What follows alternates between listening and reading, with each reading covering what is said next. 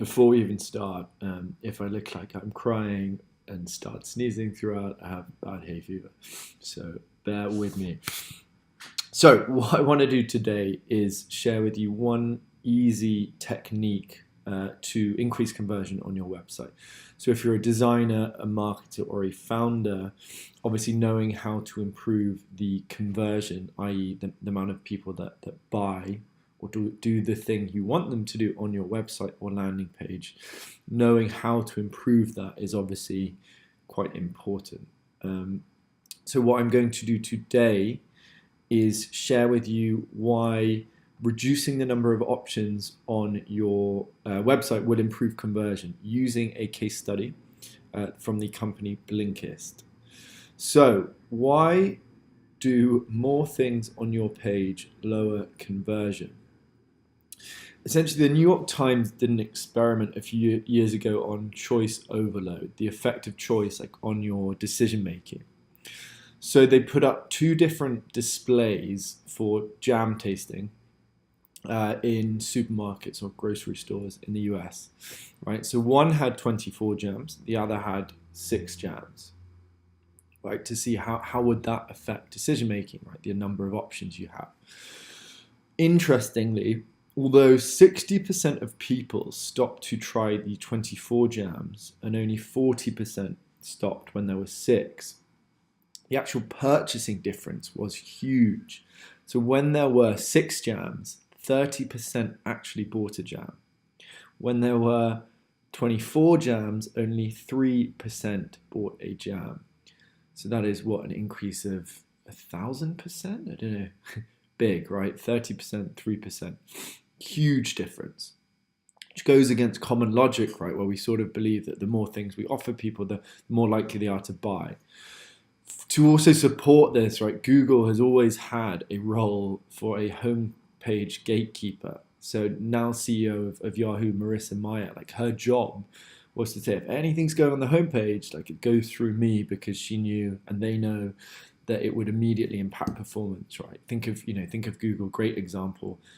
Always has been so focused on that simple search bar. Everything else really in the background. Very few things on that page. Right, and imagine how easy it would be as a company of that size to add.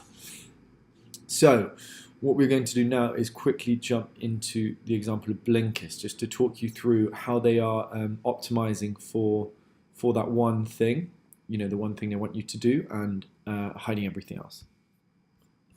Okay, so welcome to Blinkist. Blinkist is a mobile app for helping you.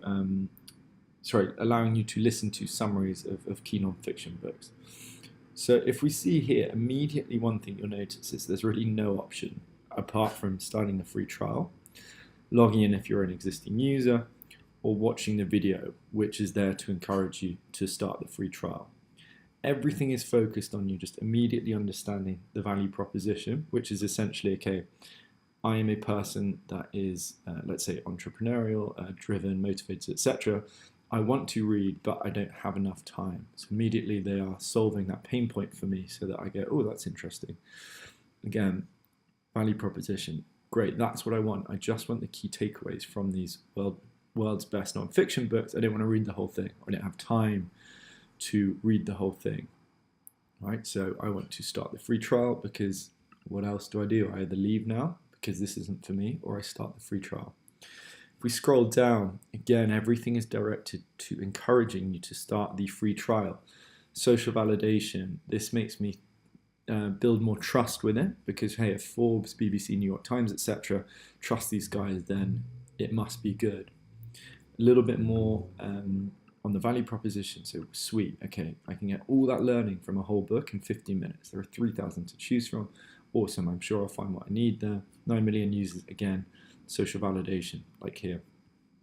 And again, to see what they've done here is once you've got a little bit more information, they're nudging you to start the free trial. This persistent header as well. Start free trial, start free trial.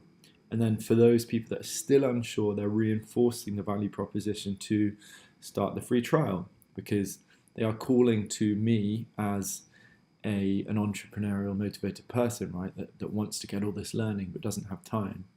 They're then saying, hey, if you are like that, if you are somebody that wants to excel in your career, if you're somebody that wants to discover life-changing ideas, if you are somebody that wants to explore leading categories on personal growth, communication, etc., then this product is for you, right? It's again further value proposition, further ways of convincing you to start the free trial.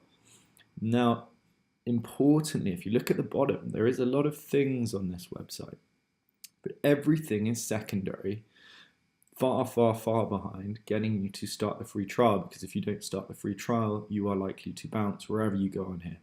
If you go check out the gift cards or magazines, sure, there is value there, but the main value is getting you to try the app. That is what is going to, for them, convert you from just a visitor to a paying user. All right, so again, everything focused on one objective, getting you to start the free trial, because that is most likely to convert you to a paying user. Everything else, hidden away. So what can you actually do with that information? Well, very simple steps to apply this to your website, and there is a very high chance that it will increase conversion. Simply define one thing you want your users to do and optimize it. So for Blinkist, that's starting a free trial. For Google, that is getting you to make a search. Do a search, make a search. Make a search. Second thing, is everything else, hide it in the footer, hide it where it's hidden away, right? And third thing is do it immediately, because it is the easiest change to make to increase conversion. Really easy experiment as well. Try it for a few days, see what the difference is. If you know how to run A/B tests, then even better, you can objectively see what the difference is there.